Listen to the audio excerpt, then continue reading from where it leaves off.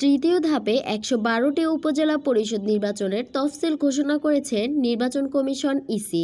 এসব উপজেলায় ভোট গ্রহণ হবে আগামী ২৯শে মে। আজ বুধবার বিকেলে নির্বাচন কমিশনার বৈঠকে তৃতীয় ধাপের উপজেলা পরিষদ নির্বাচনের এই তফসিল চূড়ান্ত করা হয়। বৈঠক শেষে ইসি সচিব মোহাম্মদ জাহাঙ্গীর আলম তফসিল ঘোষণা করেন।